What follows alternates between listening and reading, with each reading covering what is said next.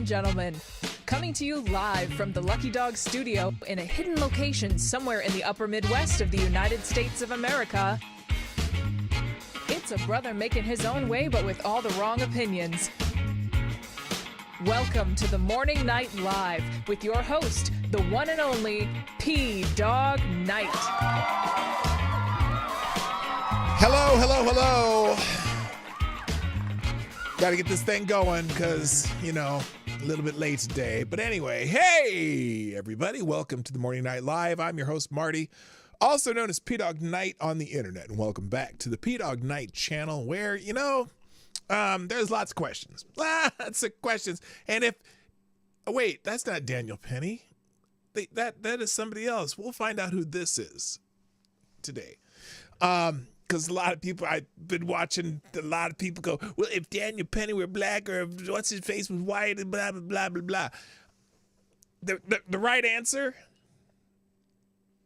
I'll tell you later. Anyway, let's go ahead and get it started because I got a lot to go through today and I want to get it in while I have time. And so to do that, obviously we have to say hello. But first, we already have our Streamlabs Superstar sponsor of the day so far. That is Gunfox61 dropping a Hamilton in the tip jar. You are the Streamlabs Superstar sponsor of the day so far. If anyone wants to beat that, all you got to do is $10 and more than 10. 1001 would beat that, and then you'd be because it says right up there somewhere. Anyway, let's say hi to everybody and get it going because we got a lot to talk about. First, the chat today, of course, Mr. Avocados Diablo. He's back. Yeah, baby. Way to go, AD. And I got to tell you, as I set up, moved my little chat window over here because I had to pop out the chat so I could see all of my screens and stuff here.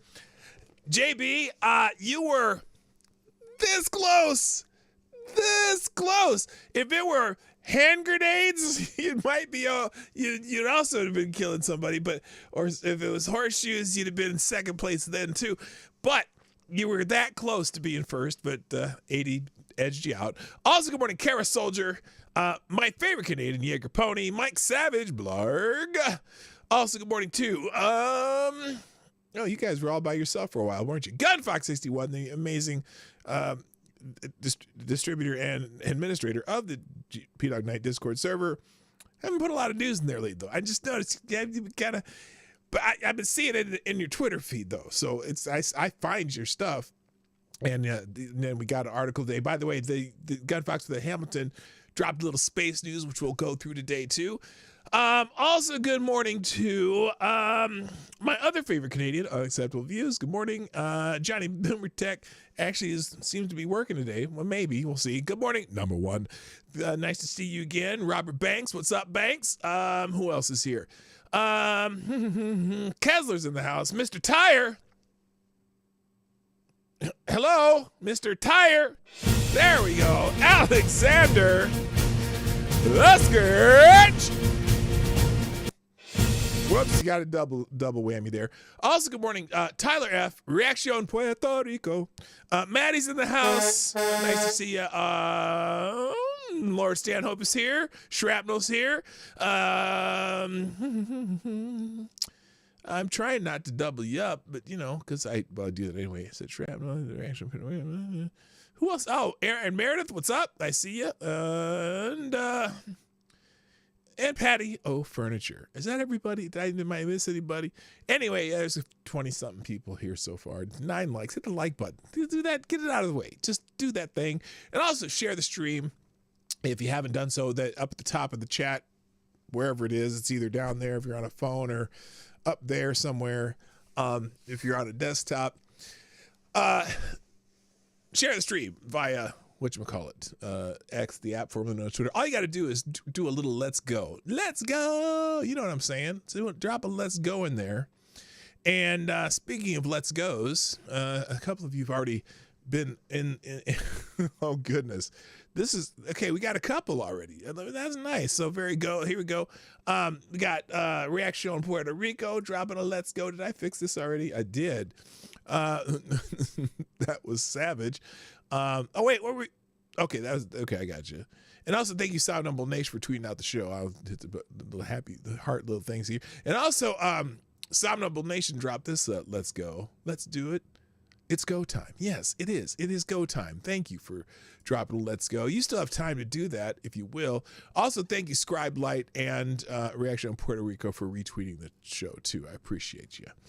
All right, let's get into some stuff because, like I said, I got a big list today, and I want to try to get through as much as I can. Did somebody else just show up? I thought I saw. No, I guess not. Did I miss anybody? I'm scrolling back up here just to make sure I didn't. I think I got everybody. All right. Let's go. Let's get it started.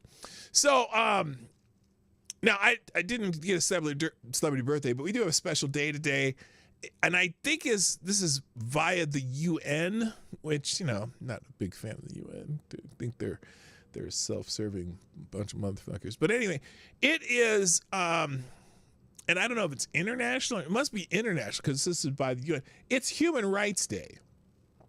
So lots of people post about, yes, UN, let's see. It's Human Rights Day, 10th of December. Maybe it's World Human Rights Day. I don't know. Anyway, this says it means a great deal to those who are oppressed to know that they're not alone. Never let anyone tell you that what you are doing is insignificant. That's a quote from Desmond Tutu. I don't see, I'm not 100% sure who determines that it's Human Rights Day, though. But anyway, apparently in Syria, yeah, I gotta kind of scream that. They're already hanging people in Syria. I'm not sure why. But I'm not gonna show you that. This is equal rights for all women. I don't know.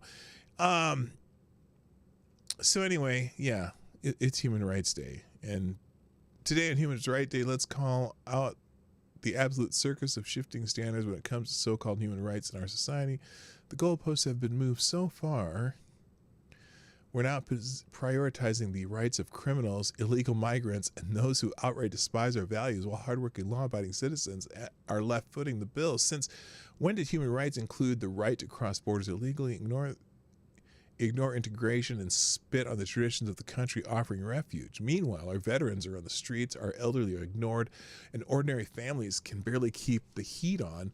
Where are their human rights in all this? Oh, but dare raise these questions, and the same people shouting about equality will brand you a bigot or worse. The truth is simple. Human rights must come with human responsibilities. If you don't respect the values of this nation, fair play, free speech, rule of law, and individual liberty, you don't get to claim its protections. It's time we stop letting the woke brigade move the goalposts, brought some common sense back to the debate. Human Rights Day should be about defending real human rights, those of the people who build, sustain, and respect this country. Now, this is someone in the UK who wrote that. Wow,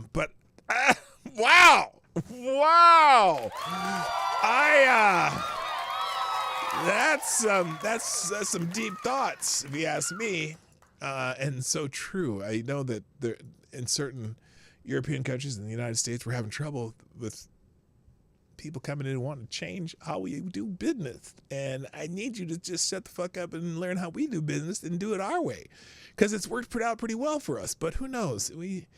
It's applicable to several nations, including ours. So that was interesting. I didn't read that beforehand, but there you go. Good morning, Darren Root, by the way. And let's see, you were already here.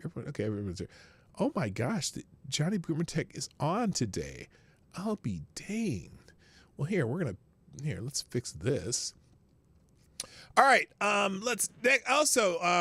trending today. Oh, and not only are human rights trending, but also derechos humanos, which is human rights. Let's read one of the Spanish-speaking ones. Let's see. Somebody decided to. Let's see. Let's see what this says. I'm going to read it translated. It was Ileana Gomez. She was shot yesterday in La Matanza to steal her car. She was a nurse. Kicillof will not declare a holiday for her, nor will there be feminist or human rights marches. Why? Because she was a hard worker and not a stupid girl. We want the murderers in prison, justice, and I don't know where this is from. Okay, so that's it's again a human rights.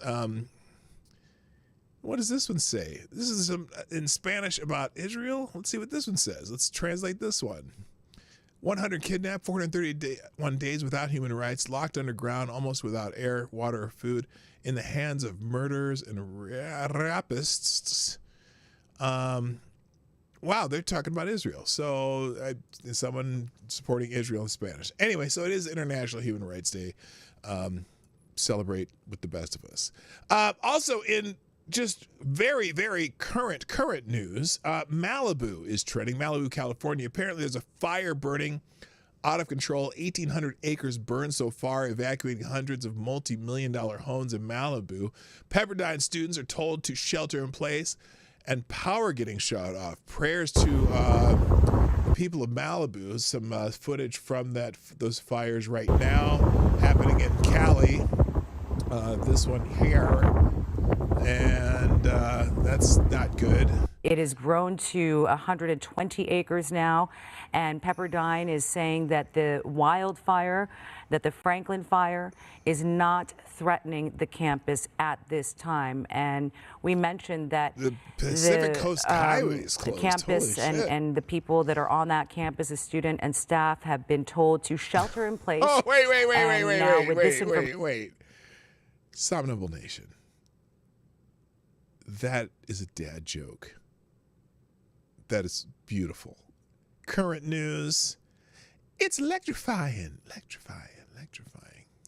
That's good. Information, it makes sense that that is the directive that they're giving to the people on their campus at Pepperdine University. And we're also hearing that power is out at Pepperdine and in the surrounding area, and that could be intentional by SoCal Edison. We've been talking about how power shutoffs will be happening in the Valley area and perhaps throughout Los Angeles County because of these severe winds this severe wind event that we're having, the Santa Ana wind movement. Okay, so there you go. And then we got... there it is. Yep. Is this at Pepperdine? Promptly and calmly as possible. Okay, let's go. There it is. Yep. Please move inwards as promptly and calmly as possible. Okay. I don't know what that is. And then, yeah, so there you go. That's really frightening. And I've driven that stretch of the Pacific Coast Highway.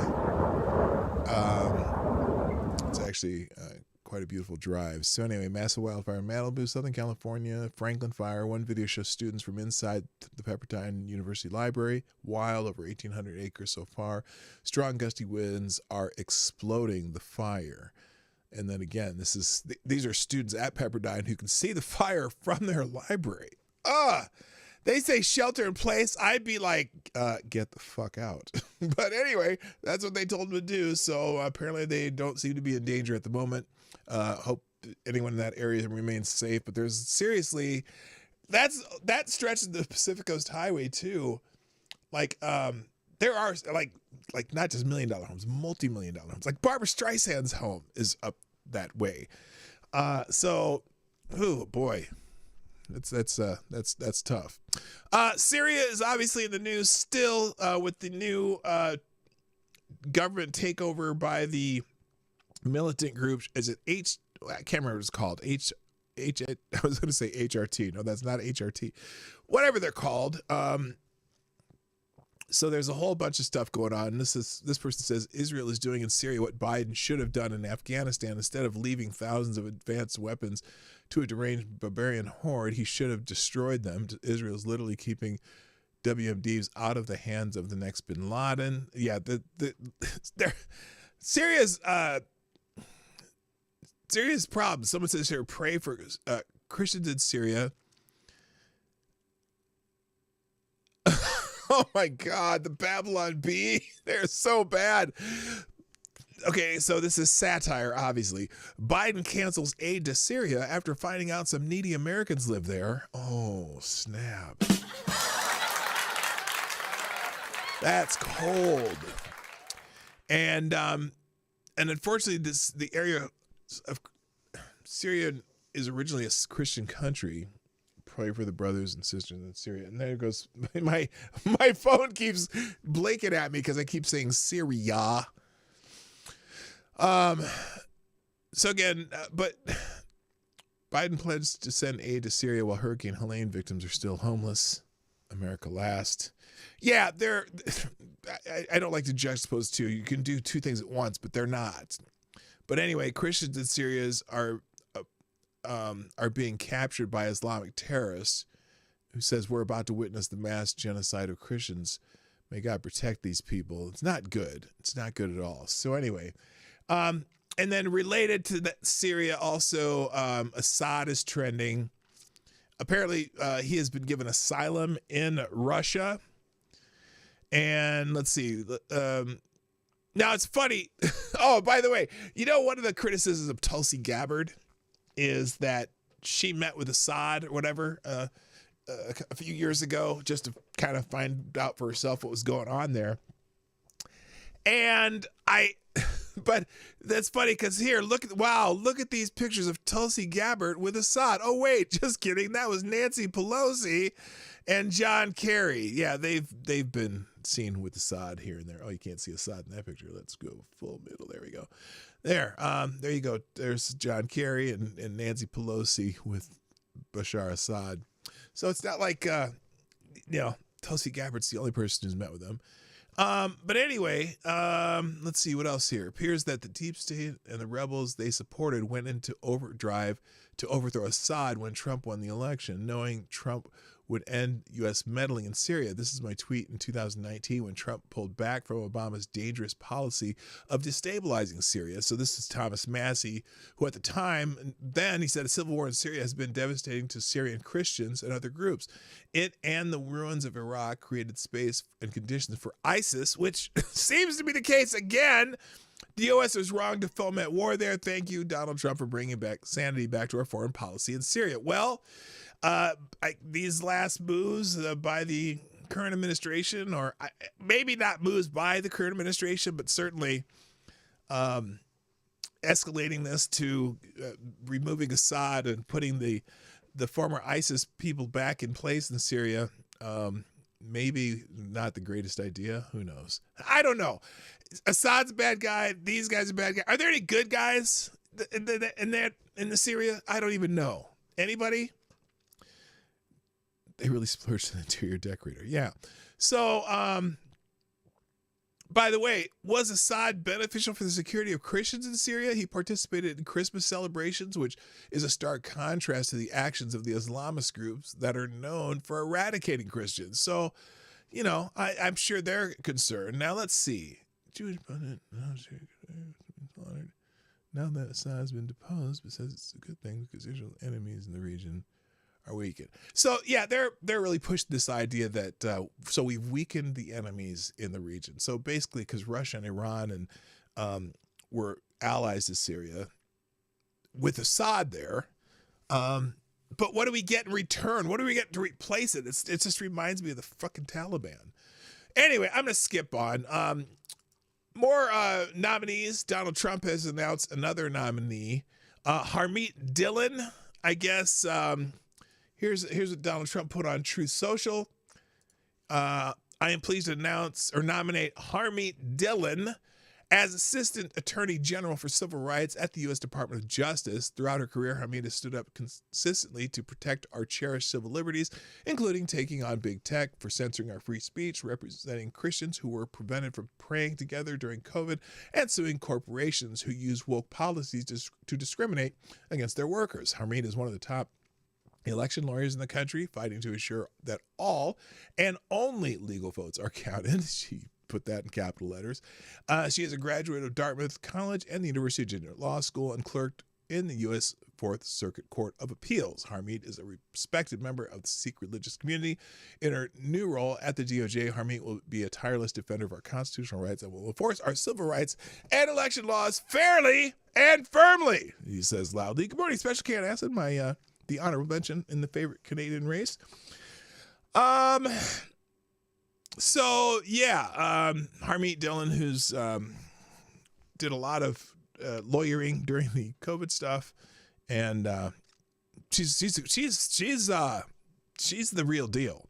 Now, let me see how people are reacting to this. Now, oh, by the way, she herself says, I'm extremely honored by President Trump's nomination to assist with our nation's civil rights agenda. It has been my dream to be able to serve our great country, and I am so excited to be a part of an incredible team of lawyers led by Pam Bondi. I cannot wait to get to work.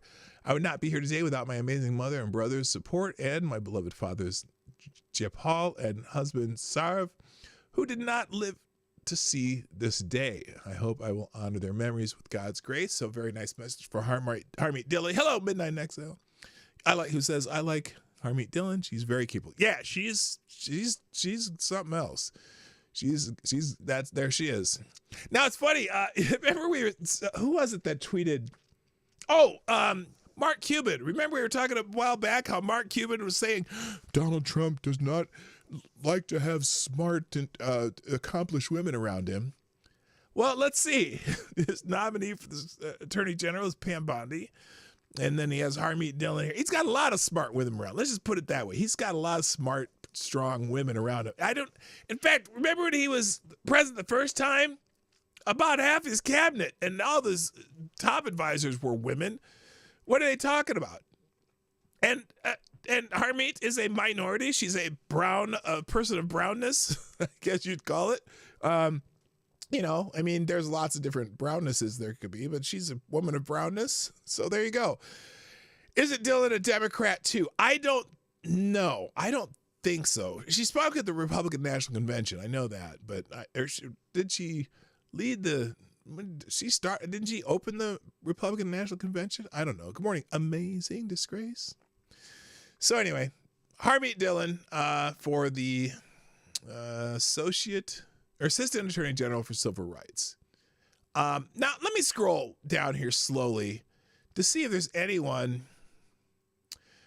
Let's see. Jews Fight Back. President Trump has appointed Harmeet Dillon as Assistant Attorney General for Civil Rights at the DOJ.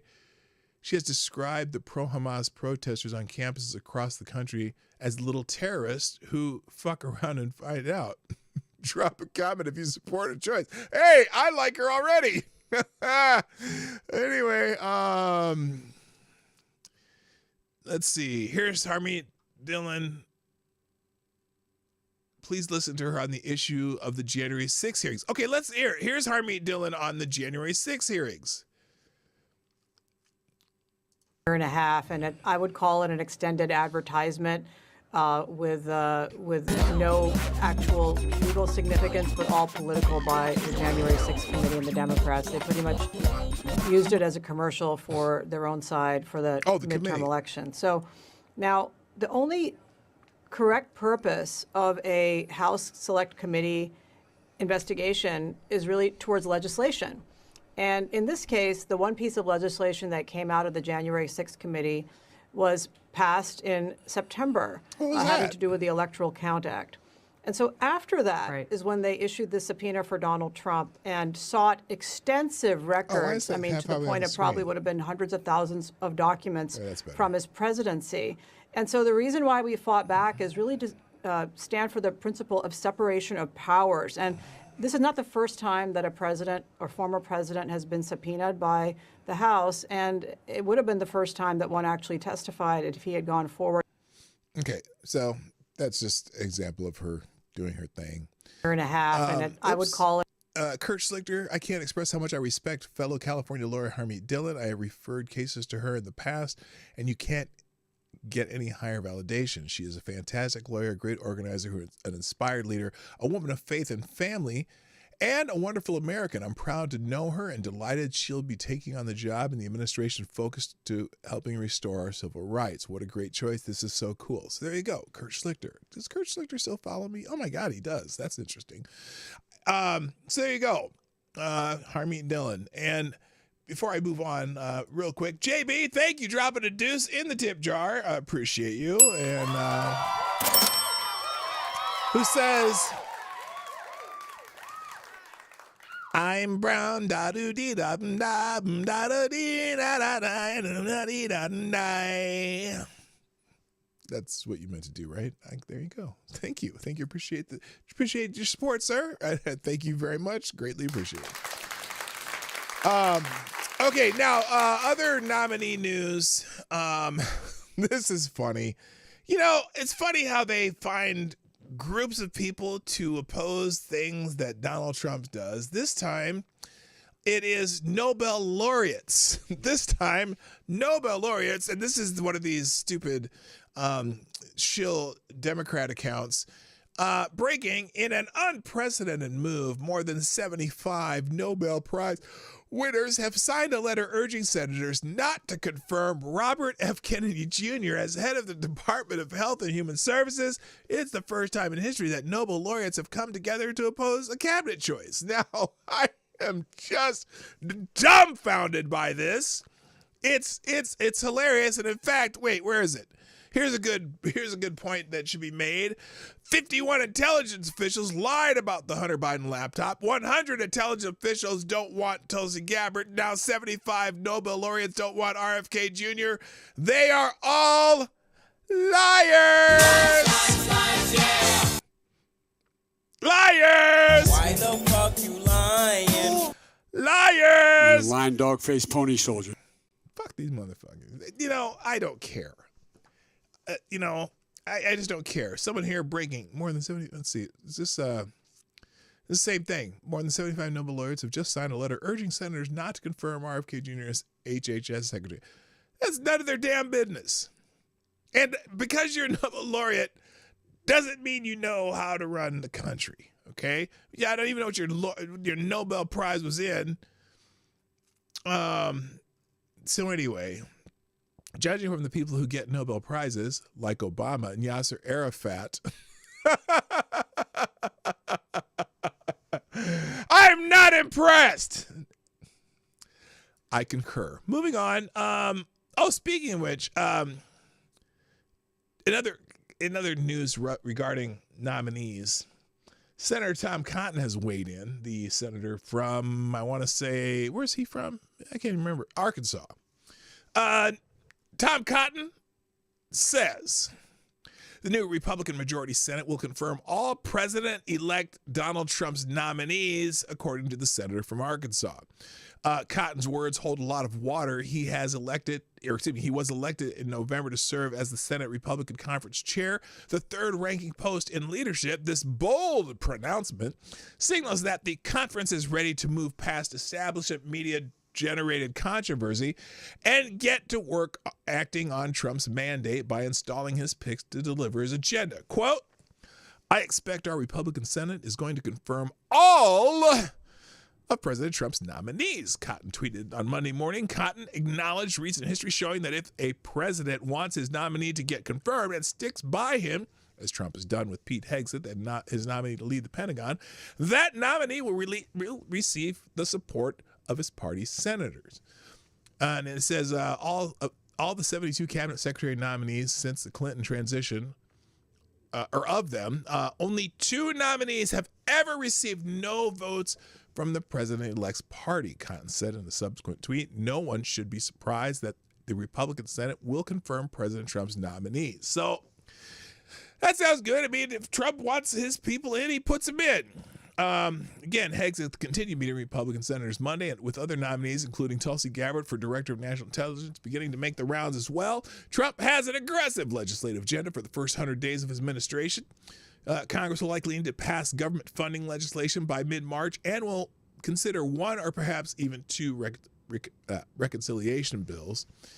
And then blah, blah, blah, blah, blah. So anyway, that sounds like a good plan from Senator Cotton. Now,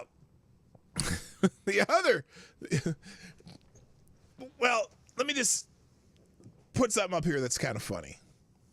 Where's my, I knew that felt weird, why my headphones were feeling weird. You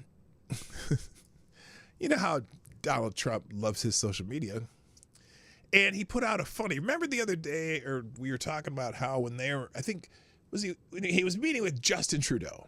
Justin Trudeau came down to Mar-a-Lago, and And I guess they were having a dinner, and it wasn't serious, okay? It wasn't serious, but Trudeau was talking about how he didn't want to have tariffs on Canada because it would hurt Canada's economy, and Donald Trump joked to him saying, well, you know, if you don't want to have this happen, maybe you could just become the 51st state, and you could be the governor. Well,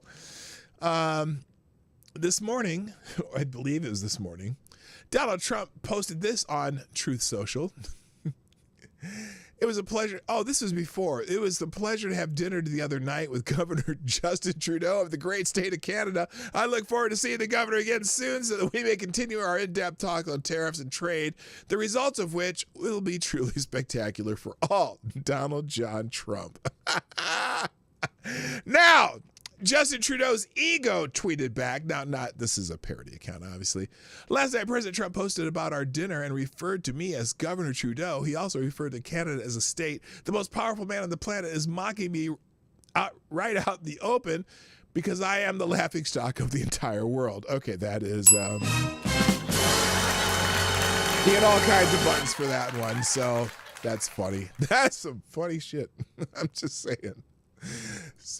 Canadians, I hope you have a sense of humor, my Canadian friends. I know you all do, so there you go. Good morning, Now What Studios, my friend Wu from high school, my dear friend Wu. Nice to see you. Moving on. Homelessness. Did it again. Homelessness is trending. I'm not making light of homelessness. And it's interesting because... probably, and I'm sure it's related to the Daniel Perry case, Jordan Neely, whatever, because he was homeless. But also because a couple states are having some major problems. And in fact, the United States is having some problems with budgets. And so let me just go through a few different posts here about this. First of all, this one's like the White House. Okay, they're talking different places. We're unable to track $6.2 billion sent to Ukraine. California, we're unable to track $24 billion spent to combat homelessness. The Pentagon, we're unable to track $2.3 trillion of military spending. The U.S. Treasury, we're unable to track $5 trillion of pandemic spending. The IRS, we know you sent $601.57 to your friends. You better report that or you're going to jail. Okay, that really wasn't about homelessness, but here's the problem. Apparently, there's a couple different states that are having troubles here. For example, in New York City, former New York City Mayor Bill de Blasio gave his wife $850 million of taxpayer dollars to end the homelessness crisis in New York City. As I guess some department or something she works on. De Blasio's wife has never had to prove what those funds were spent on. Jordan Neely was schizophrenic and homeless. The funds were allocated to help him. We should be calling for de Blasio to be investigated. It's worth noting that de Blasios are separated, not divorced. They announced this after Bill's term was up. Why aren't they officially divorced?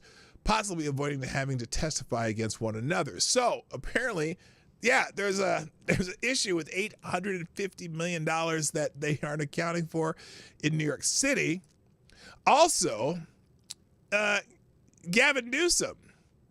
Someone here says only Gavin Newsom could get away with publicly mocking taxpayers after blowing through tens of billions of their dollars, unable to solve homelessness, only to quickly clean up the encampments when his boy Xi Jinping comes to town. So that's back in, remember when they cleaned up San Francisco when Xi Jinping was coming here? And again, so here's Gavin Newsom mocking taxpayers, I guess. Let's see what this says. I know folks say, oh, they're just cleaning up this place because all those fancy leaders are coming into town. Oh, that was San Francisco. That's true, because it's true. I know. So he admitted it. I didn't even know he admitted it. Anyway, homelessness is my number one priority, according to Gavin Newsom. 2004, 2005, 2006, 2007, 2008, 2009. All these years, homelessness is our top priority, and then this is what's going on in California. You can see these encampments in a lot of different cities around the country. So a lot of people are focusing on homelessness. Now here, the state of California has allocated $24 billion with the B dollars over the past 5 years to address homelessness. But no one is quite sure how that vast sum of taxpayer money has been spent or whether it's making any difference. That's the outrageous top-line finding of a state audit released earlier this week. Now, part of the problem is in California in particular, they've been talking about how, so California allots, puts in their budget X amount of dollars to fight homelessness. And what they do is they dole out money to NGOs, non-governmental organizations. And then the non-governmental organizations dole out money to other smaller non-governmental organizations. And there's just this whole line of kind of, I don't know, are they skimming it off the top? They're and all these agencies too, all these organizations are administrative heavy. So they like to pay their top people. And so the money kind of just, who knows where it goes? Who knows? I mean, sure, they might have some food shelves or food banks or whatever. But so obviously it's kind of a racket for some of these non-governmental organizations. So there's a lot of questions. Where is the money? What did you do with the money? And it's funny because here it is. Let's see. Newsom is vowing to Trump-proof our state in order to protect California values. Here are some of the values he apparently wants to protect. California Congressman Kevin Dalton addressing this issue of Gavin Newsom. What exactly is the governor aiming to protect? Is it California's national lead when it comes to homelessness? The fact that we have half the unsheltered homeless in the entire country? Is that what Governor Newsom is aiming to protect? Is it our highest in the nation poverty rate? Is he looking to protect our lead when it comes to poverty? Or is it when it comes to retail crime? Does he want to maintain the #1 record for the worst retail crime in the country? Or the #1 spot when it comes to anti-business regulations? Or when it comes to frivolous lawsuits? Or when it comes to unemployment? Actually, we're now only second worst in the country when it comes to unemployment, so perhaps his protective measures are aiming to get us back in the lead. Is he looking to protect our standing as the worst state in the country when it comes to an increase in wages? Wages have stagnated in California more than any state in the country. Or when it comes to restrictions on workers and the right to earn a living?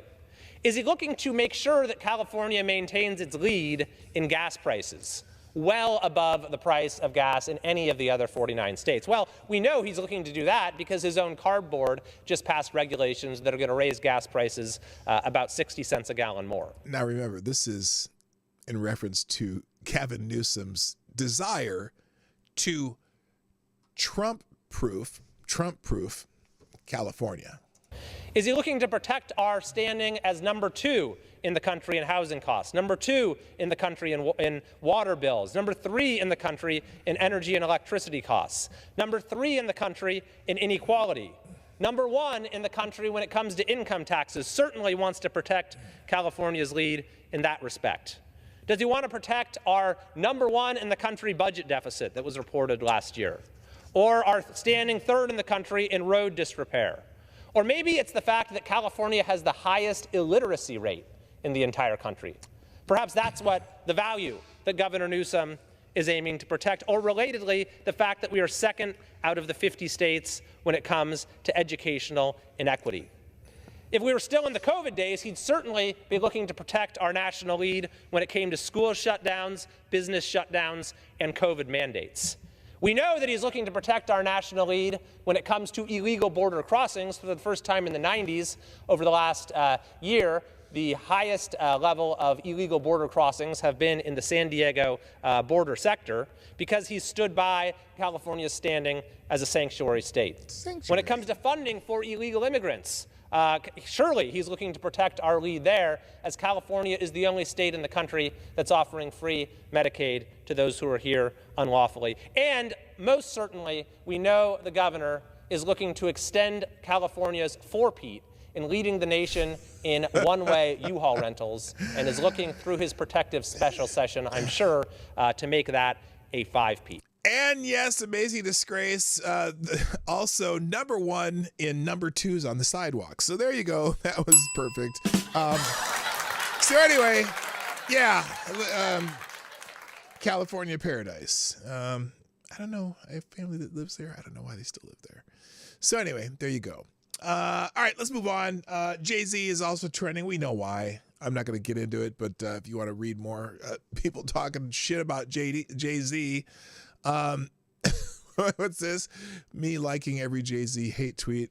That's funny. And also apparently, oh, by the way, he's claiming he's being blackmailed. And so this woman says, when your defense against child allegations is to claim you're being blackmailed, all while you're best friends with and most likely co-conspirator of Diddy and his sex trafficking blackmail ring, it just might be time to hire new legal counsel. Yes, Jay-Z, it's time to hire new legal counsel. That's all I'm going to say about that. Moving on, what's this next one here? Oh, let's do Gun Fox's article. Thank you again, Gun Fox. You are the new Streamlabs Superstar sponsor of the day. Dropping to Hamilton and hijacking the show with some space news. This has to do with, I believe, Mr. Who's the bald-headed guy, Amazon guy, Jeff Bezos. I think this is Jeff Bezos' company.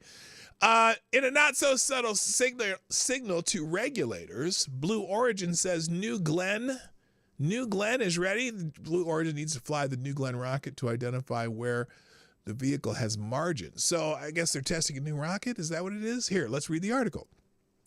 Blue Origin said Tuesday that the test payload for the first launch of its new rocket, New Glenn, is ready for liftoff. The company published an image of the Blue Ring Pathfinder nestled up against one half of the rocket's payload fairing. I have no idea. I'm reading language I don't understand.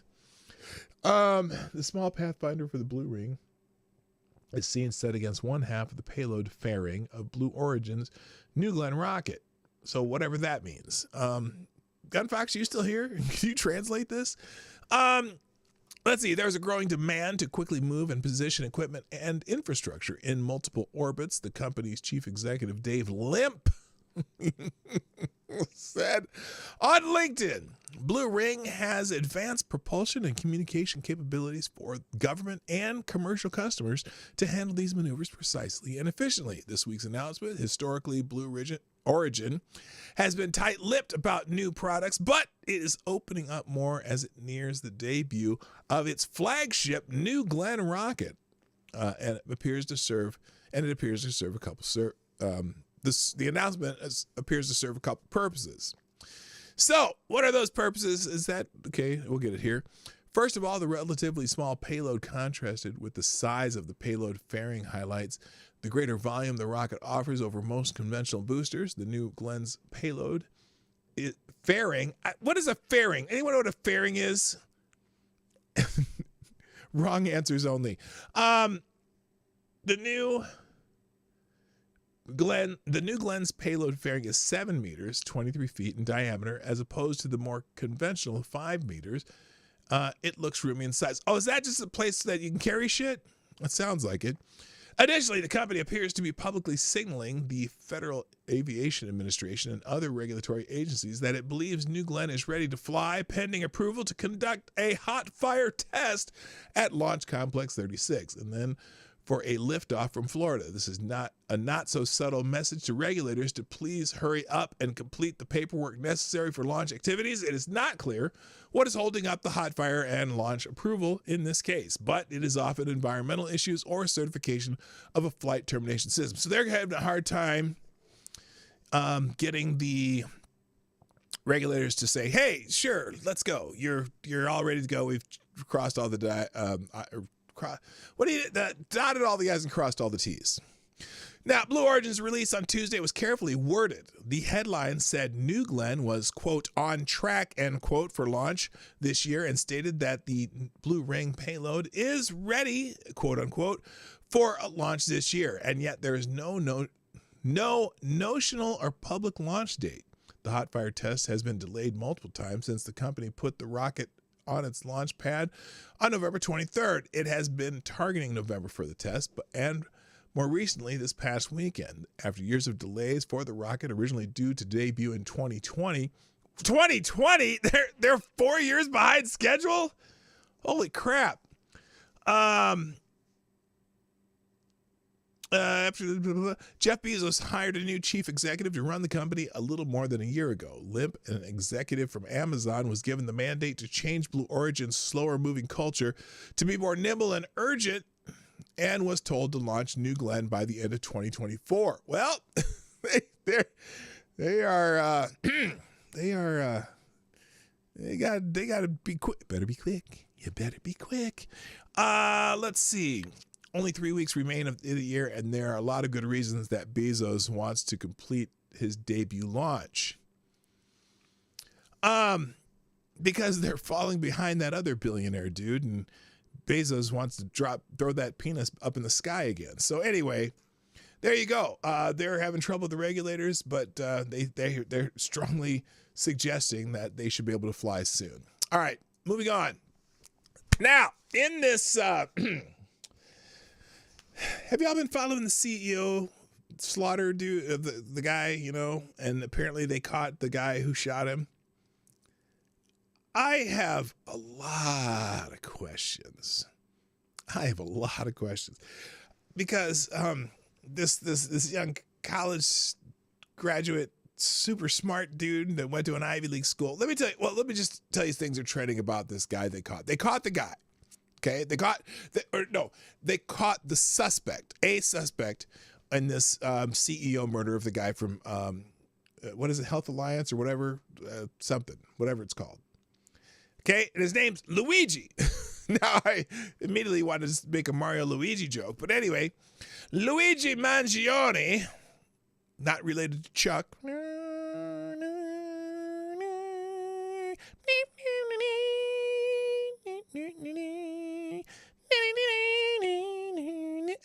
Who remembers Chuck Mangione? And what is the name of that song? That would get like his one big commercial hit. United Healthcare, thank you. So anyway, Luigi Mangione. Okay, this is someone saying is proof that our colleges and universities, mainly the Ivy League, are producing hate machines. So anyway, they caught this Luigi Mangione guy, and not exactly what you'd expect. One, this apparently did he go to Dartmouth? I can't remember which of the Ivy Leagues he went to. But he's an Ivy League school graduate. Very smart, has a lot of very cerebral writings online and whatnot. And it's just odd. By the way, they caught him at a McDonald's. The guy, so this guy hides in the shadows, got his mask on, comes out there, has a silencer on the gun, shoots this guy, calmly walks off like a fucking hitman, like a professional, right? And then they end up finding him at a McDonald's in Altoona, Pennsylvania. Still carrying the backpack, the gun, the silencer, and his little manuscript or, what do you call that? Dossier? Not his dossier. His manuscript? No. Manifesto. I was trying to think of the word manifesto. And it's funny because we know all about this guy. And someone makes a good point too. Hey, how is it we still know nothing about Thomas Matthew Crooks? He attempted to kill President Trump. Most don't even know his name. Every detail of his life has been hidden.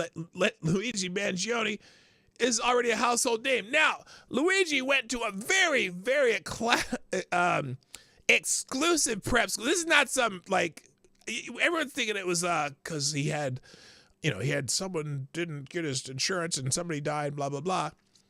This guy's like a silver spoon baby. Went to a $30,000 a year high school. Luigi, Nicholas Mangione's yearbook. Is it weird how much we know about Luigi than we know about the two Trump assassins? Yeah, they keep making that point. But does anyone feel like this is a little weird besides me? By the way, this is good. Scott Jennings was on CNN. This is CNN talking about this. And because there's so many people celebrating this guy, or at least the death of this guy. And Scott Jennings had to remind us of this little fact here. If you're on the American left tonight, here's my chart. The good guys today, Daniel Penny. The bad guys, Luigi Mangione. It seems to me. How do you? Everybody what's on the left, chart for victims? I'm just telling you what I see out in the world. I know. I what just want you to finish the today. chart. Which victim is good and which victim is bad? What I'm telling by the way, that's not on the second page. People on the left can't Scott, seem to tell the difference between the good guys and the bad guys. I'm not asking you about people on the left. I'm asking you whether you consider this person. We had people praising Luigi. I want to know whether you Penny. think. Okay, our everyone's favorite Scott Jennings. So anyway, the dude is like normal. Okay, this is normal. We're happy to see Daniel Penny protecting fellow citizens on the subway card. It was found not guilty today. Meanwhile, idiot Democrats are screaming free him about the some leftist scumbag named Luigi who shot and killed an innocent man in cold blood. We are not the same. Again, like someone here, like most software engineers, Luigi spent his time on political manifestos instead of writing code and producing. What? I don't even know what that means. But anyway, this guy's kind of becoming the cause du jour among the left because they arrested him. Now I'm trying to find, let's see. Oh, also he had the ID.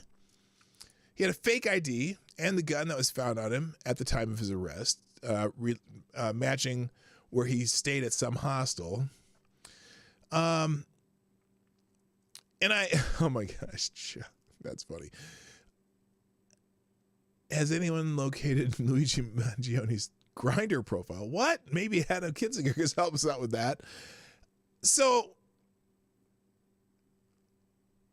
oh, by the way, and someone says the manifesto of the trans mass shooter in Nashville is top secret. Luigi Mangione's will be published for all to see and for the left to praise. That's different. So anyway, what's my point here? My point is he is trending because they caught the guy. And he's not what you were thinking. Like maybe some poor person had some coverage that was denied by United Healthcare, and he wanted to do that. No, this guy's a silver spoon dude. I wish I could find some of these parts here. This is oh wait, here's by the way.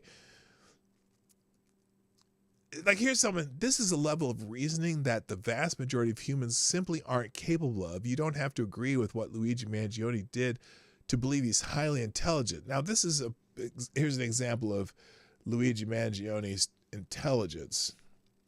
This says, I should have added some context with that clip. I wasn't trying to contradict you, but rather bolster your point. Tucker is spot on in recognizing that modern architecture kills the spirit, but his very first line, postmodern architecture is designed to demoralize and hurt you, paints the phenomenon as intentional in the same way that inflation is not intelligently designed to oppress people. Neither is modern architecture. It's emergent. Yes, it's oppressive, but that's a fallout of selective pressures to build fast, cheap, irrespective of aesthetics. My point here is that even when people have brilliant insights, they often blatantly get the causation wrong. More modern equivalent of this drought or famine was caused by the rain gods, because the causation gives the people comfort, because the idea that phenomenon are the result of amorphous systems outside our control is scary. So now if you listen to what I just read there without falling asleep, yeah, he seems to be an intelligent dude. Why is he going and point blank murdering as CEO of some healthcare company? And also, I guess from some of the readings,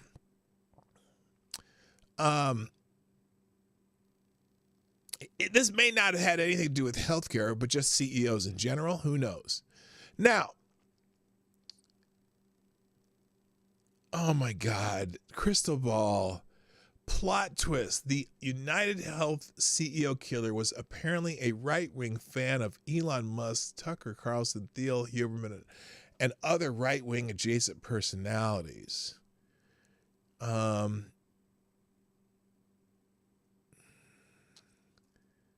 What? To which Brett Weinstein says, this is an excellent example of confirmation bias and or motivated reasoning. Even if you take Cristobal's list of right adjacent personalities at face value, Luigi Mangione also followed a number of left-leaning and centrist accounts, including mine. Well, Brett Weinstein, a lot of the people on the left think you're a right-wing nut job. So there you go.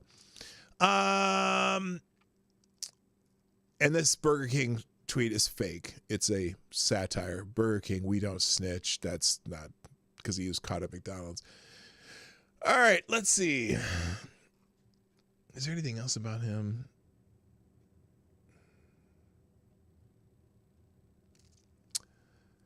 Oh, this is another part of that CNN clip. You're not going to believe how they're doing this, what they're doing. This is dirty as fuck. Listen to this.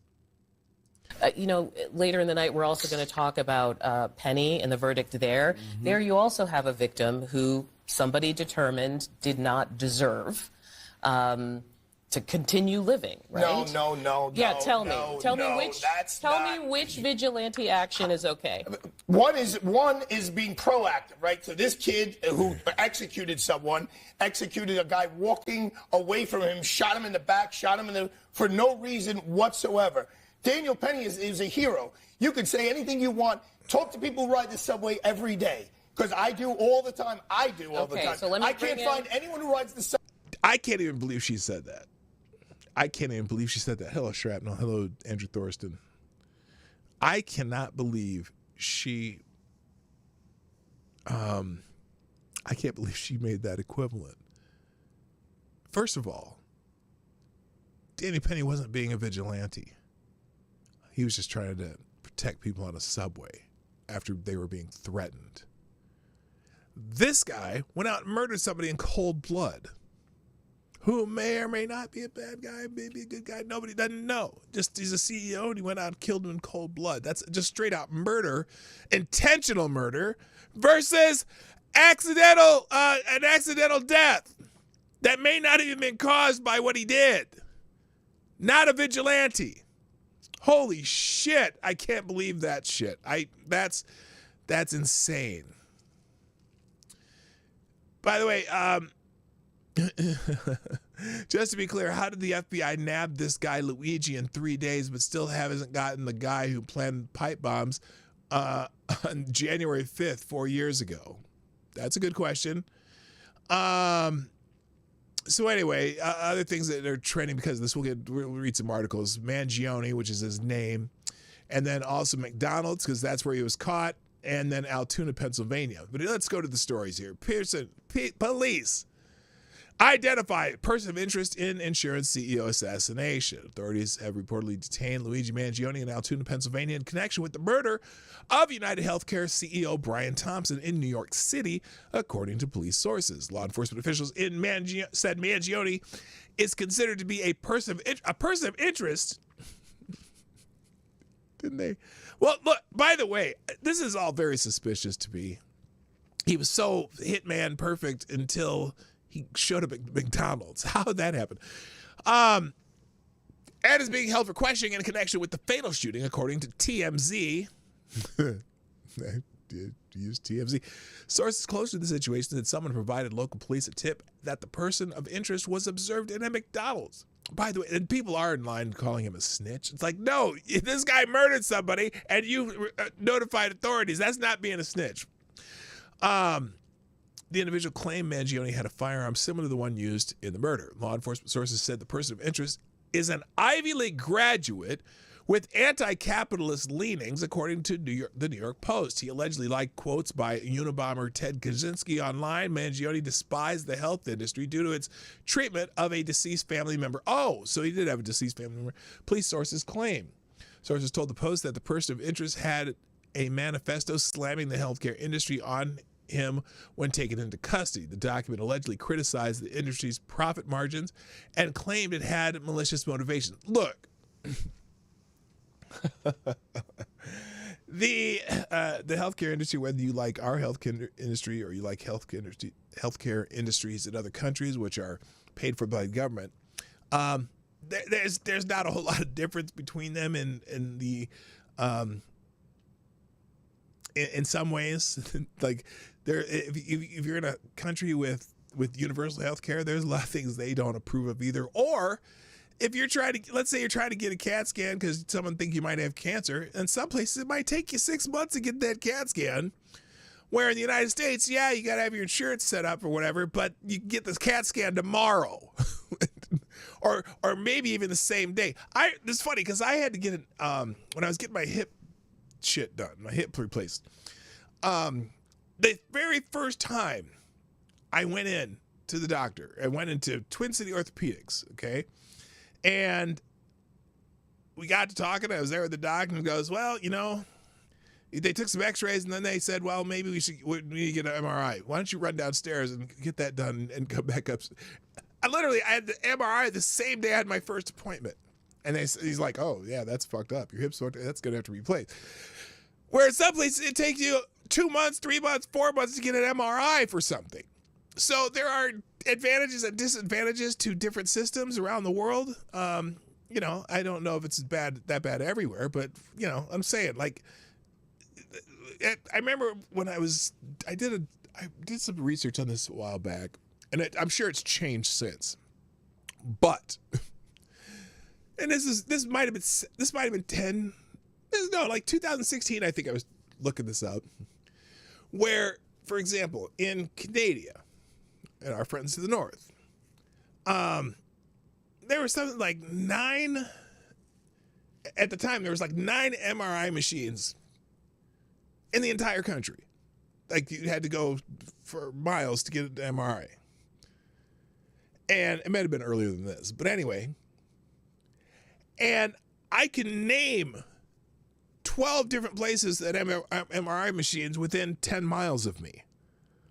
Because they're everywhere. Because it's, everyone wants to run your MRIs. A lot of the different health providers have their own. And there's private MRI companies too. So there's just different advantages. Sure, it may be free or it may be paid for by the government in some countries, but you might have to wait 4 months to find out that you only have 7 days left to live because your cancer spread while they're waiting for a CAT scan or whatever. So anyway, where was I here? Sources told the Post that the person of interest had a manifesto slamming the healthcare industry when he was taken into custody. The document allegedly criticized the industry's profit margin and claimed it had malicious motivations. People have speculated on the gun allegedly used in Thompson's murder. According to TMZ, certain law enforcement sources suggested that the firearm is a veterinary gun frequently used on farms and ranches to put down animals as opposed to a pistol with a silencer attached, as previously reported. The identified suspect appeared to walk behind Thompson on Wednesday and shoot the gun multiple times in front of the New York Hilton Midtown Hotel before leaving the scene. Police believe the suspect entered an alley close by and rode a city e-bicycle to Central Park before disappearing. Law enforcement officials are investigating multiple leads at the time. Okay, so it must have been an update because they did catch the guy. And again, murder. Here it is. Murder suspect in Brian Thompson's death called Unabomber a prodigy. And then said violence is necessary to survive. So this is from, apparently they already have excerpts from his manifesto. That's amazing. That's amazing that they already have excerpts from maybe this is from his online presence. They know a hell of a lot about him. Isn't that weird? I mean, remember, they didn't want to release the manifesto of the Nashville shooter?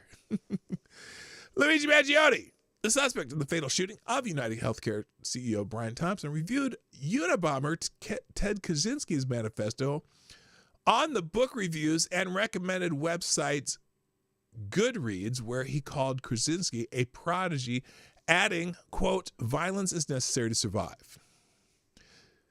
Mangione. They're still calling him a person of interest, though. Why are they calling him didn't they arrest his ass?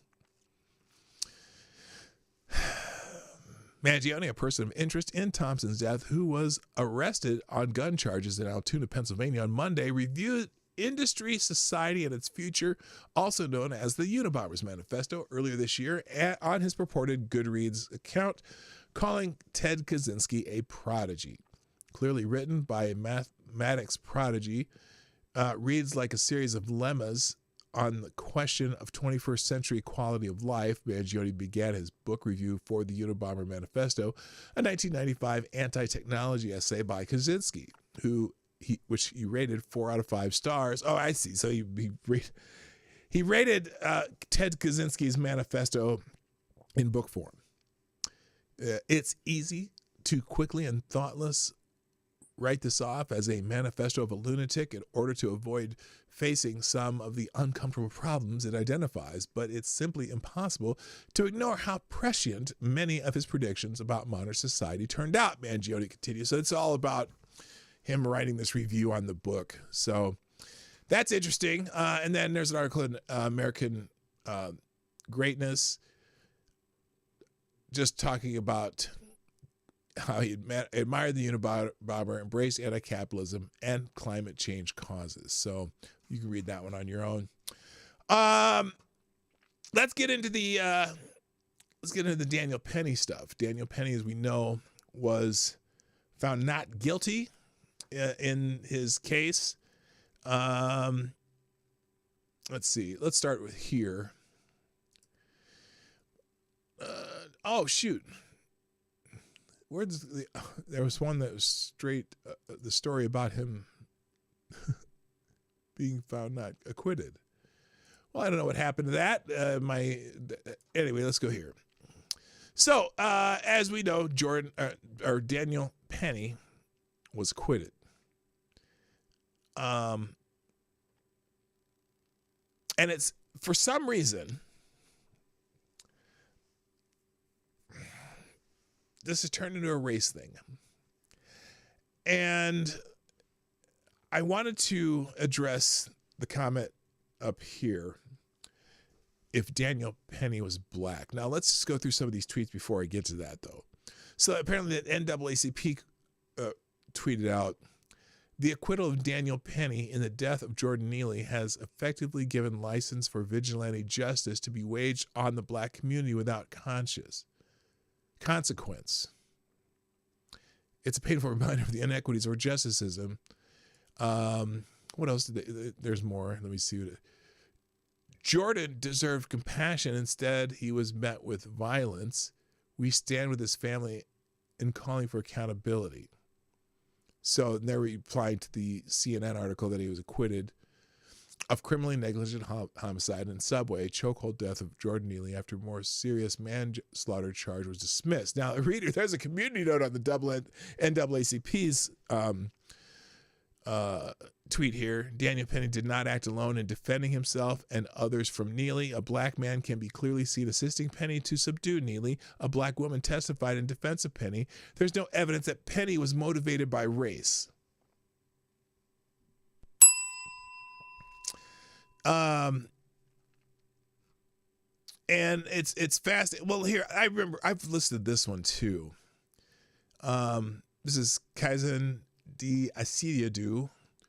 The media and Black Lives Matter attempt to racialize the Penny and Jordan Neely situation reveals the exact problem with identity politics, wokeism, and their approach to racism in America. This is a good one. Let's just listen to this one.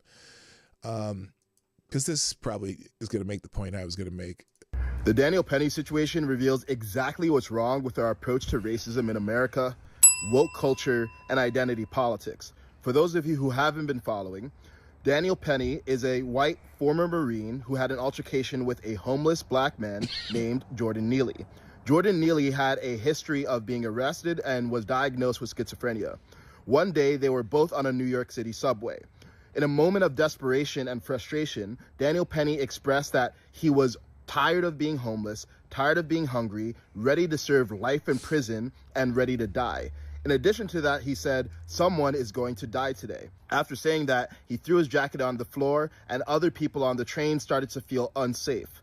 Daniel Penny decided to step in and restrain Jordan Neely until the authorities could intervene. And he wasn't the only one who tried to restrain him. Another person of color named Eric Gonzalez tried to restrain him too. Unfortunately, due primarily to the chokehold, Jordan Neely ended up passing away.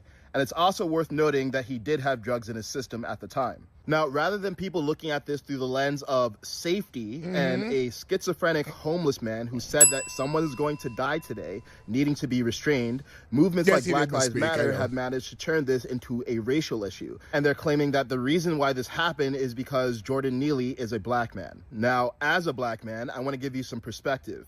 A few years ago, I was in a park in Santa Monica, California, when a white homeless man harangued me and called me the N-word and threatened to kill me for 10 minutes. Now, fortunately, I was not trapped on a train with him and he kept his distance. However, I felt extremely unsafe.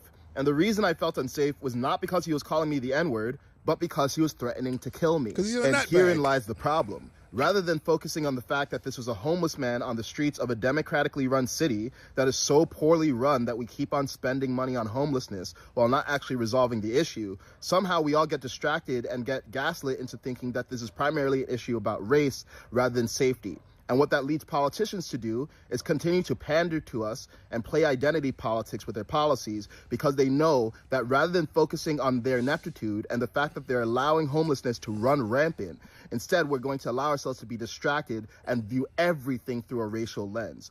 Now, here's the thing. Racism still is an issue in America, but it's not nearly as much of an issue as it used to be.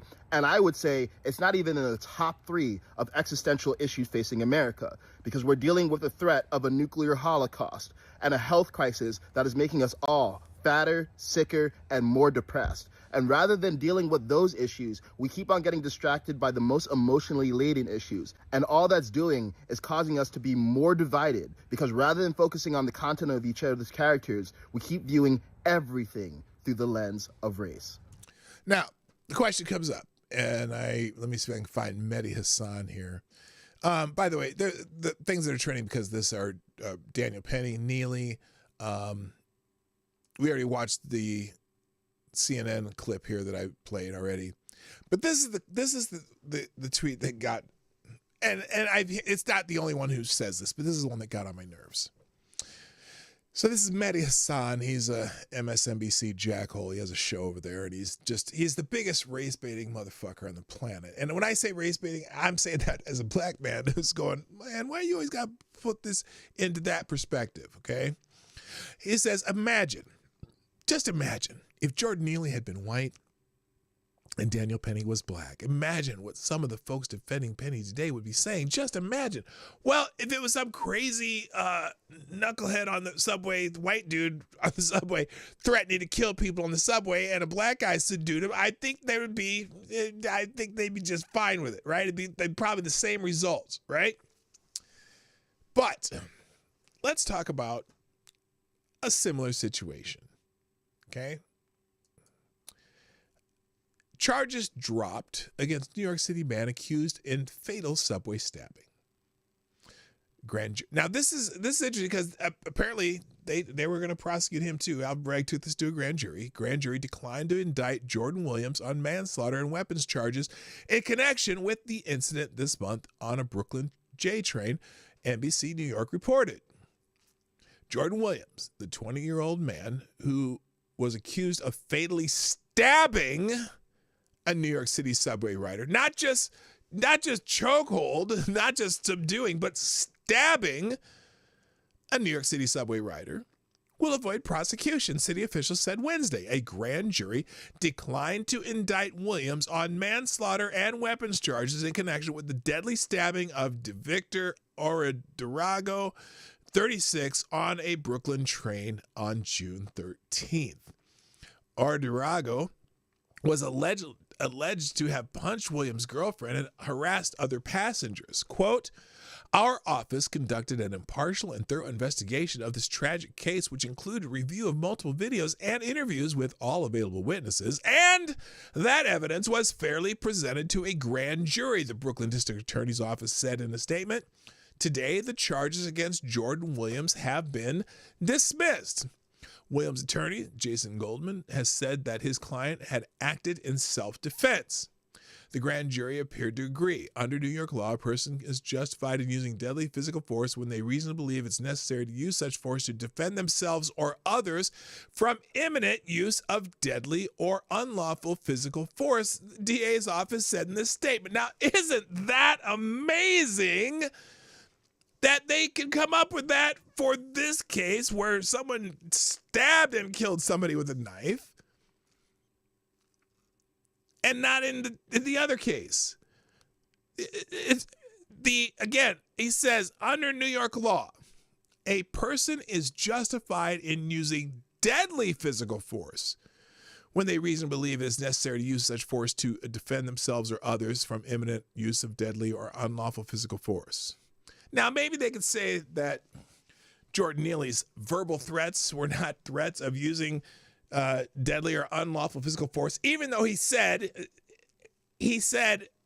quote, someone's going to die today, as he takes off his jacket and starts, continuing to harass people.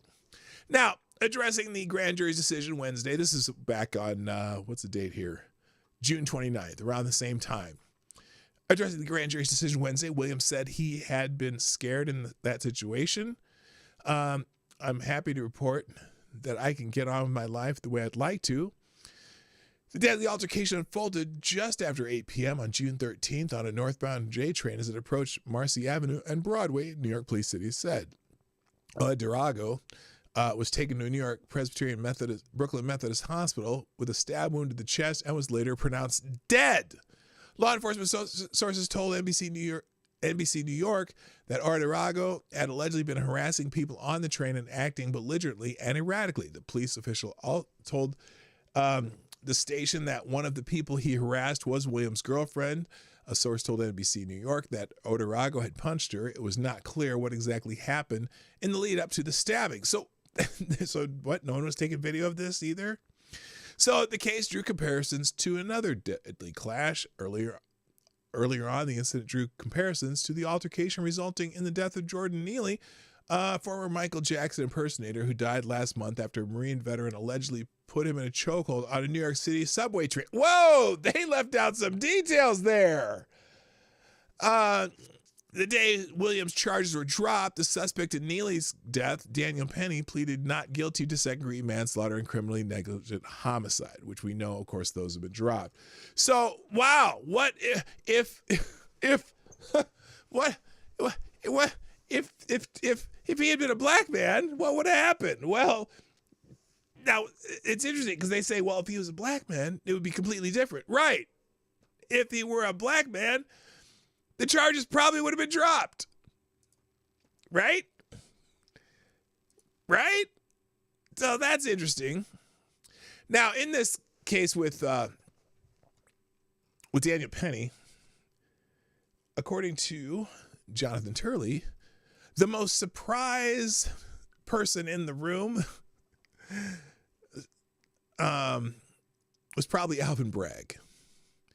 George Washington University Law Professor Jonathan Turley said Monday that Manhattan District Attorney Alvin Bragg was the most surprised person in a Manhattan courtroom after the acquittal of Daniel Penny, saying Bragg banked on jurors compromising on a lesser charge. Kind of tried to do him dirty is what he did.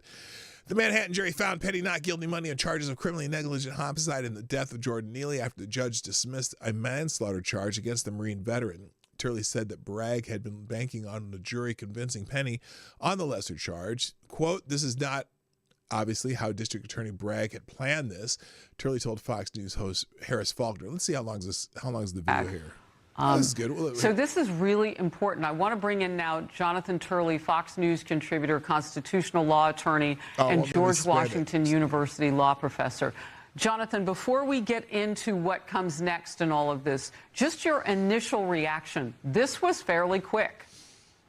It was quick, and it was not entirely expected because this is not obviously how District Attorney Bragg had planned this. The way the case was going was along the sort of design that Bragg had to force a compromise verdict. When the jury deadlocked over the more serious crime, the judge went ahead and allowed them to consider this lesser offense. That is basically. And I have a feeling that the judge probably thought that the jury would come back with a guilty verdict too. I kind of think that because the reason they did two separate charges, Alvin Bragg, is if they didn't get them on the first charge, they're going to get him on the second, and Alvin Bragg would be a hero for, getting this bad guy off the street, poor Daniel Penny, whatever. And so, even if they don't get the manslaughter charge, they're going to get him on something. And then the jury comes back after an hour of deliberation saying, "Nah, you ain't getting it. Not getting it. He's acquitted." And Alvin Bragg's like, "What? What?" Now, let me give you my personal opinion on this. And I don't know the evidence. I haven't seen the evidence. I kind of see this a little bit as similar to the George Floyd case, in that, Daniel Penny. Now, the reason I say I don't know the details is kind of an important part of this, because I don't know if Daniel Penny caused this man's death. Apparently, the guy was still alive when he let go of him, but then apparently they wouldn't try to revive him, I don't know if he died in the last seconds or what, because you can't hold somebody in a chokehold for 5 or 6 minutes like they're saying, and he would be dead. If it was it's like he was pinched off an artery or whatever to his brain, he would have been dead in a minute, less than a minute. So, and the guy was struggling the whole time. But apparently they wouldn't revive the paramedics or somebody, the police or whatever, wouldn't revive him because of cold sores or some shit. So who's really responsible for his death? But it's funny too that I guess that the only person that was being charged in this was Penny, and not the other guys restraining him. Like in the George Floyd case, all 4 officers got charged and got prison sentences. And the other there's 2 other officers restraining him and 1 guy on watch, and all of them got charged and were found guilty. Well, why didn't the guy that was helping restrain Jordan Neely get charged? But anyway, my personal opinion is, if it was determined in the trial that Neely died because of Daniel Penny, then there should have been at least a guilty verdict of that. But apparently the jury didn't hear that in this case, that Jordan Neely didn't die because of what Penny did. Maybe contributed to it or whatever, but there was other. In fact, I think in the trial, the expert witnesses were asked if you can rule out that that's the only way, that is exactly what causes death, and they said no. That there could they don't know that he died specifically from being choked out, which was just interesting, because you'd think you'd be able to determine that, or they'd be able to testify to that. They could not testify to that. So anyway, the point is, though, that Alvin Bragg's certainly the most surprised person in the room. Now, of course, there is the little bit of aftermath that's beginning, I would so to speak. Jordan Neely, father, blames racism and system for his son's death. But a good question is, where the fuck was he? This is from Adam B. Coleman. We should all be wary of individuals who call for society to do something while they themselves remain idle. They're often the loudest ones in the group, but the quietest ones, when volunteered, are required. The death of Jordan Neely was both foreseeable and avoidable, not just on the day of his passing, but when he was a child. Yet now the American public is being held responsible by the man who has been void of responsibility. After Daniel Perry's manslaughter acquittal Monday, Neely's father, Andre Zachary, stood alongside other members of the civil rights industrial complex to blame the judicial system for letting down his son. My son did not have to go through this. I didn't have to go through this either. It hurts. It really hurts, lamented Zachary, which is odd, because where were you? What's going to happen to us now, he continued. I've had enough of this. The system is rigged. Come on, people, let's do something about this. Violent criminals and drug addicts don't wake up one day as such. They're groomed by a multitude of unfortunate circumstances as children. Neely suffered as a child growing up in an abusive household. He later testified at trial after his mother's boyfriend murdered her and stuffed her into a suitcase to dispose of the body. This is Jordan Neely in a prior trial. For over a decade, Neely took his frustrations out on society by terrorizing his fellow New Yorkers. So when I see a father tell the world at the end of a tragic game that we need to do something, my question is, where was he this whole time? Where was Andre Zachary when his son was arrested over 40 times, including multiple violent offenses? Where was he when Neely was struggling to mourn his mother's loss? Where was his father when Neely was abandoned in the foster care system with no one to advocate for him? And why is America being held responsible for Zachary's fatherhood failures?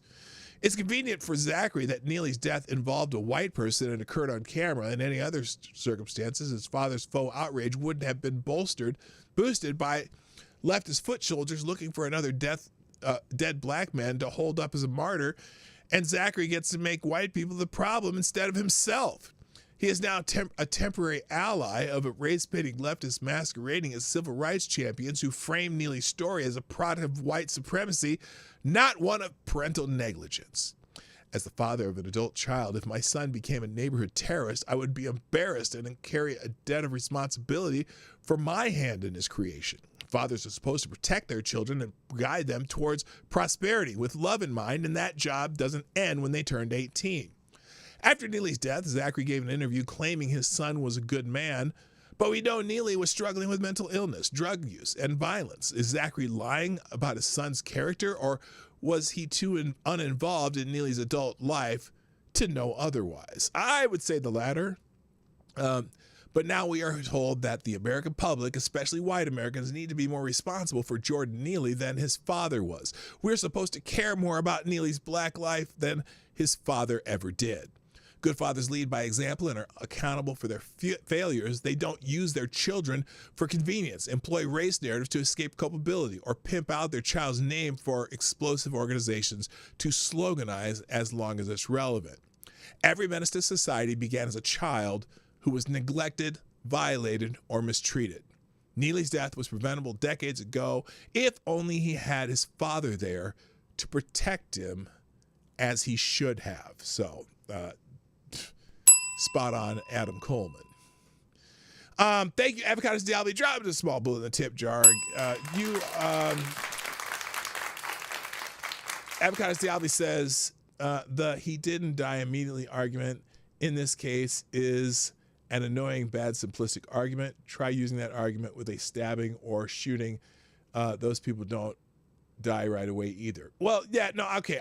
Good point. Well taken. Point well taken. I think maybe the fact that he wasn't revived by anybody is also an issue too. So there's a lot. So thank you. Appreciate that. All right, and then I'm gonna finish up with a couple, just more articles about this. Then we're gonna get out of here. Speaking of his father, Andre Zachary, this is in the Daily Caller. Are you trying to get effing killed? Jordan Neely's father reportedly kicked out of the courtroom after a violent threat.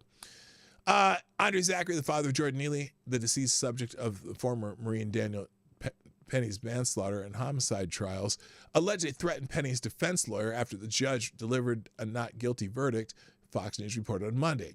When one of Penny's defense lawyers began to clap after the acquittal, Zachary said, "Are you trying to get fucking killed?" according to reporting from Fox News, CB Cotton.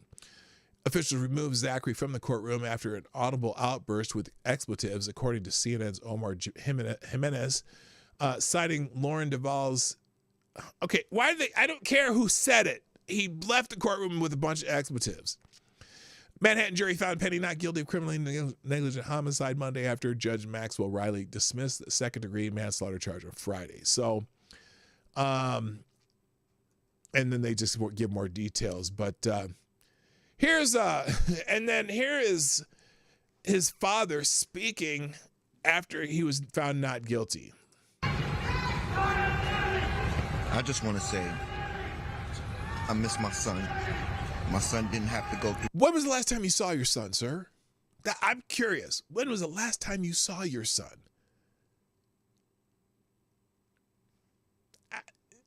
You miss your son, the son that you hadn't seen for months, years maybe? Now you miss your son? Say, I'm sorry. I know this guy is grieving, but there's a bunch of family members all of a sudden that are all there for him now that he's dead that weren't there for them when he was alive. And I just don't get it. It's my son. My son didn't have to go through this. I didn't have to go through this either. It hurts. Really, really hurts. I'm sure it does too. I don't mean to be insensitive to him, but also, where were you, sir? Where were you, sir? I don't get it. What are we gonna do, people? What's gonna happen to us now? What do you mean? You're gonna go on and live your life. It's a rare. Plus, this is such an extremely rare occurrence. They make it sound like there's some vigilantes out there on the street. It's open market on black people in New York City. Open season. No, it's not. Unless you, well, I had enough of this. The system is rigged. Mm-hmm. Rigged how? Come on, people. Let's do something about this. Let's do something about it. Too often, we have Eric Garner's mother here. Okay, so now they're. By the way, Zachary is mostly uninvolved in Neely's life throughout his childhood. According to a 2023 New York Magazine profile of Neely, the outlet reported that Neely went on to live with his father when he was 18, but the pair fell out, and Zachary took his keys after Neely reportedly refused to share the proceeds coming from his exploits as a Michael Jackson impersonator. Zachary denied that he took Neely's keys, according to the outlet. Neely checked into the Bellevue Men's Shelter in April 2011 for the first time when he was 19 years old, according to New York Magazine. Zachary is suing Daniel Penny for civil court damages in a sum which exceeds the jurisdictional limits of all lower courts which would otherwise have jurisdiction according to the lawsuit. So there you go. Time to get paid.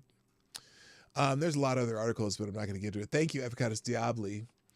Another small bullet tipster says, on a side note, if they ever do a reboot of the greatest American hero, Penny would be perfect, not because I'm saying he is any kind of hero, but he definitely has the perm for it. Yes, he does. That is true.